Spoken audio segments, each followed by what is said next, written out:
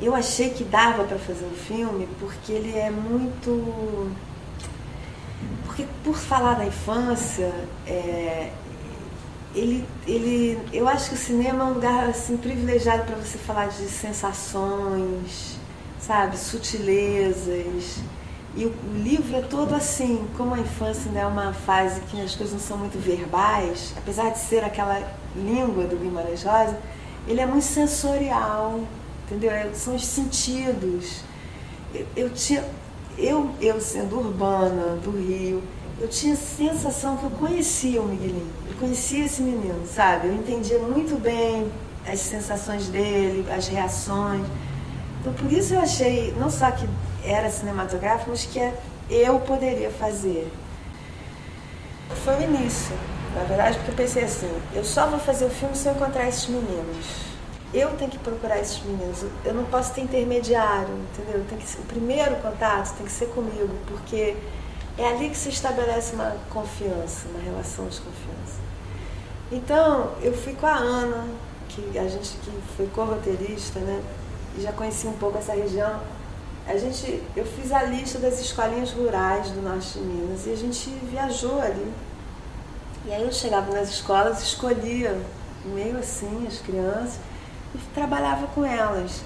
Na época eu nem falava ainda em filme, porque nem eu tinha certeza que fosse fazer o filme. Eu estou fazendo uma pesquisa sobre infância no sertão. E aí trabalhava com as crianças, ia conhecendo elas melhor, ia também mergulhando naquele mundo, sabe? Foi uma fase bem bacana, assim, muito intensa. As escolinhas eram muito longe umas das outras, e longe. Lugares assim que eles iam a cavalo, eles andavam horas para chegar, no meio do mato. E aí nessa fase, depois eu fiz as contas, eu trabalhei com mais ou menos uns 1000 meninos. Aí desses 1000 eu fiz uma seleção, escolhi 25. A gente juntou esses 25 numa cidadezinha. Imagina o que foi isso, 2 semanas. Crianças de 9, 10 anos que nunca tinham saído de casa, que vinham da zona rural, assim. Tinha uns que nunca tinham visto caminhão, nunca tinham visto estrada. E aí começaram as oficinas, e aí já com um cara que trabalha com a Fátima Toledo. Não era ela, mas era o método dela. E aí eu fui conhecendo eles melhor e tal, e aí nessa oficina eu escolhi. Mas, por exemplo, o Tiago era o meu...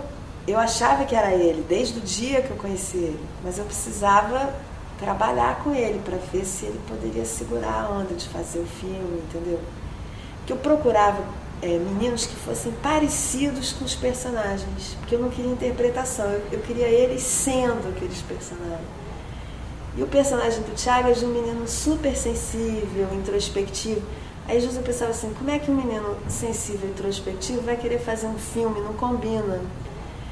Eu fui nessa escolinha, e aí, às vezes, quando eu era um pouquinho maior, que tinha salas, eu ia nas salas e escolhia. Aí eu entrei nessa sala, ele estava sentado no fundo, e eu achei a cara dele muito legal, porque ele tinha um olhar assim, meio arregalado.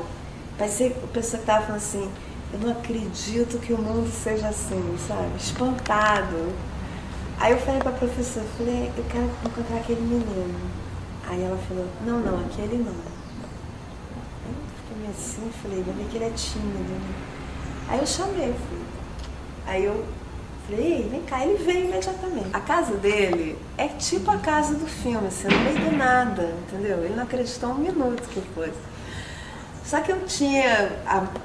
Era uma cidadezinha bem pequenininha, mas tinha a prefeitura, me arrumaram um carro, um cara, não sei o que eu fui.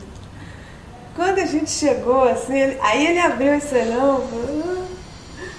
Aí começou, eu me encantei com ele, realmente. Assim, ele tinha uma coisa no olhar, de ser um menino, um brilho no olhar, sabe?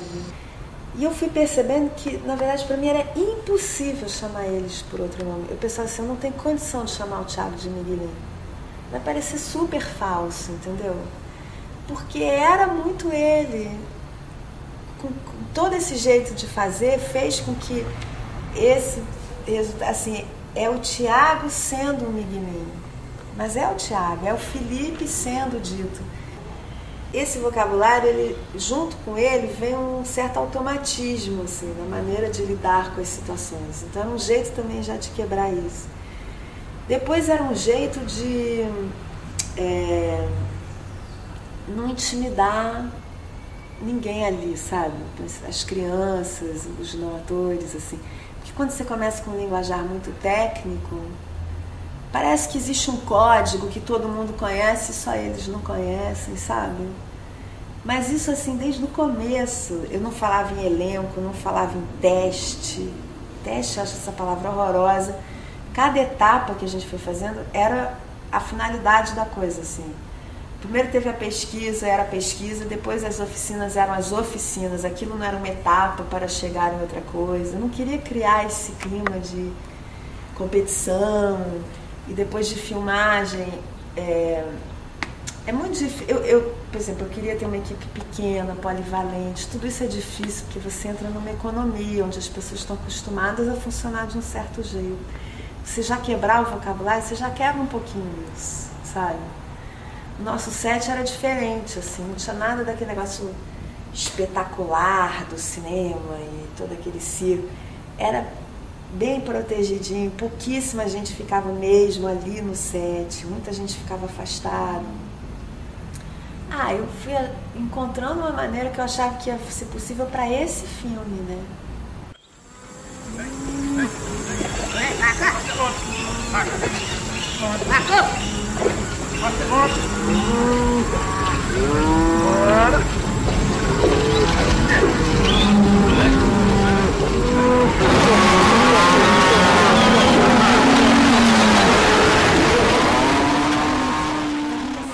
Aquelas paisagens, até você vê no filme, são como se fossem paisagens internas. Aquilo é o mundo interno deles. E o som dos sentidos é um que leva muito rápido para o seu mundo interior, né? Assim, é um negócio muito já, sei lá, pessoal. Então, durante as filmagens, eu ia anotando. Porque como a gente ficou muito tempo lá, eu fui identificando mais e mais os sons. Estava prestando muita atenção nisso. E aí eu ia anotando. Essa cena aqui, que ele está com medo, né? Aquele som, aquele bicho ia ser bacana e tal. Fui fazendo um roteiro de sons. Olha, pra mim foi muito assim, pensar nas minhas sensações. Porque eu acho que você não tem muito outro caminho quando você faz alguma coisa. Você tem que ter uma conexão direta, emocional com aquilo, sabe? Tem uma hora que aquilo não é muito teórico, né?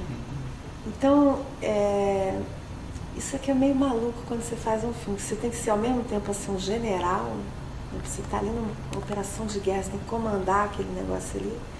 E ao mesmo tempo é quase você não ter pele, assim, sabe? Você tem que estar tão sensível, tão aberto, porque o material, o que está te fazendo fazer aquilo são as emoções, são as sensações, são as pessoas. E você vai aprendendo também a ler aquelas pessoas. Isso eu achei a coisa mais bacana de todo o trabalho, assim. Eu fui começando a conhecer esses meninos de cor, sabe? Num olhar, Você tem que criar maneiras daquilo ser maior do que a filmagem, digamos assim, daquilo ganhar. Por isso eu acho que também a coisa da câmera não tem importância, porque quando tem uma coisa que está acontecendo que é maior do que a presença de uma câmera, a câmera não atrapalha. Tem um negócio que é mais forte que aquilo, entendeu? A mixagem foi na França, por uma questão de ser uma coprodução. E o cara era maravilhoso, eu adorei esse mixador. Sabe quando o cara entra no filme, assim, tem uma sintonia, e, pô, o cara é francês, sabe, muito outro mundo, mas não teve a menor importância. E um dia ele falou pra mim assim, é normal, é claro que você fez esse filme. Ele falou, você é uma exilada, você é uma nômade, esse menino, ele também é. Ele tá em exílio, assim, digamos, entre aspas, né? Tem um negócio dele ser uma criança inadaptada, dele não pertencer totalmente ali, sabe? E ao mesmo tempo pertencer. Essa ambiguidade, que é esse negócio da identidade, né? Aonde você pertence. Acho que isso é um assunto que me interessa desde sempre. E que nem sempre é uma questão nem geográfica, nem administrativa, de dizer eu sou de tal país, ou sou, pode se tornar uma questão existencial, né? E aí, conversando um dia com o produtor, ele me perguntou, você teria um projeto? Eu falei, eu tenho, eu quero pedir um passaporte húngaro, eu quero fazer um filme. E aí as duas coisas começaram juntas, assim. O filme começou no dia que eu liguei para perguntar se era possível, não sei o quê. Eu pensava, eu posso não conseguir nunca, eu posso conseguir daqui uma semana, pode não dar um filme.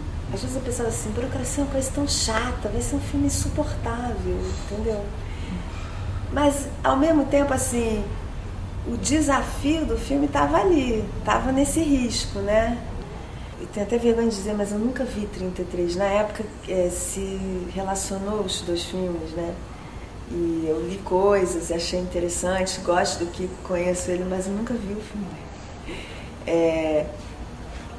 Essas coisas assim, de que é uma época onde está se fazendo, elas às vezes são meio enganadoras, sabe? Porque assim, se fez esse tipo de trabalho já há mais tempo, existem coisas, e sempre me interessou isso, me interessa esse tipo, me interessa, eu acredito muito em trabalho autoral, eu acredito que a gente, quando bota o nome no filme, quando você assina o seu filme, aquilo tem um sentido muito importante, que você está dizendo assim, sou eu, nesse momento da vida, em relação a esse assunto, pensei assim, trabalhos que lidam com isso, até explicitamente, né, que a pessoa se coloca em relação àquele assunto, ou é uma busca pessoal de alguma coisa, sempre me interessaram.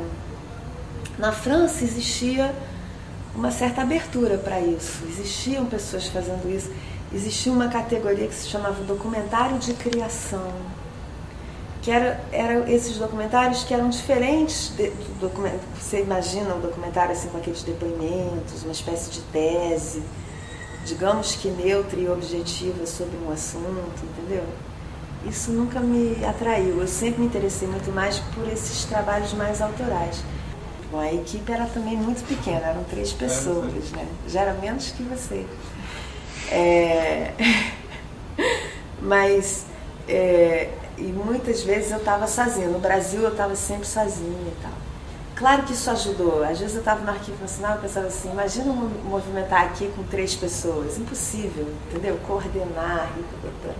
Sem contar o fato de que quando você... por exemplo, eu sou uma, vocês são 4. Já é completamente desigual, entendeu? Assim, você quando vai com um grupo, você já vai com uma plateia. Então a relação já fica diferente.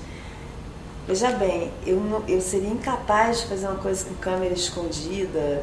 Eu acho essa ideia de câmera invisível uma bobagem. Nunca acreditei nisso. Eu até acho o contrário. Eu acho que quanto mais explícito é o dispositivo, mais chances aquilo tem de ser natural. Eu tinha um sonho de fazer cinema, eu adorava cinema, assim, já desde garota, sei lá, 15, 16 anos. E aí, por acaso, eu descobri um vídeo nessa época, que o negócio estava começando, e eu lembro de pensar assim, o vídeo era um negócio que parecia que tudo ainda ia acontecer, não tinha muita história, e era exatamente o momento da vida que eu estava. E aí eu fui começando a enveredar por aí, fui fazendo umas experimentações com vídeo. Acho que se você olhar para tudo, que parecem coisas tão diferentes, né? Volta e meia alguém me pergunta isso, mas fazer esse filme agora? E eu tenho quase essa sensação de já ter vivido isso antes, porque eu já tive momentos assim, onde se esperava uma coisa e fui para um outro caminho. Mas se você olhar assim, com uma certa distância para as coisas que eu fiz, eu acho que o ponto comum é esse interesse pelas pessoas, que sempre tem alguma coisa a ver com pessoas, e pelas histórias. E assim, se eu tivesse que dizer alguma coisa, eu vejo isso, sabe? Foram para caminhos muito diferentes, né? Eu comecei a fazer vídeo, eu não sabia nem direito se tinha outras pessoas fazendo. Eu me lembro a primeira vez que eu fui no Vídeo Brasil, que era esse festival que estava começando. o alívio que eu senti quando eu comecei a ver os vídeos e ver que tinha gente no mundo inteiro lidando com aquilo, sabe? Que era muito solitário. Então, tinha essa discussão, aonde vamos mostrar os vídeos? E muita gente falava, na televisão. E eu pensava assim, não sei, na televisão não tenho certeza se seja uma boa ideia. Aí eu tive essa ideia que seriam umas cabines que seriam instaladas na rua, onde a pessoa entraria, confortáveis, com uma poltrona no escurinho, e veria um vídeo. E aí comecei um projeto chamado Videocabines. Eu comecei a montar essas cabines pela rua. Depois, essas cabines, eu comecei a fazer cabines onde se gravavam. E aí criava uma espécie de rede, onde pessoas que não se conheciam podiam entrar em contato através dessa rede. Hoje em dia, com a internet, isso parece uma coisa banal, mas na época era estranho e tal.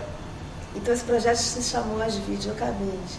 Desse projeto, eu fui para Parabolic People, porque um dia eu estava fazendo uma exposição disso no MIS, em São Paulo, e veio um diretor francês que estava fundando um centro na França de novas linguagens, experimentações, e ele ficou super interessado por esse projeto, me procurou e perguntou se eu tinha interesse em fazer isso na França e talvez em outros países. Eu, na hora, a minha primeira resposta foi assim, será? Não sei se isso ia funcionar na França. Depois eu me arrependi, falei, puxa, eu devia pelo menos tentar e tal, uma oferta dessa eu não recuso. E aí, enfim, eu desenvolvi essa ideia um pouco diferente e acabei fazendo essas cabines, em 6 países. E aí o resultado foi esse trabalho que se chamava Parabolic People, que você falou. Enfim.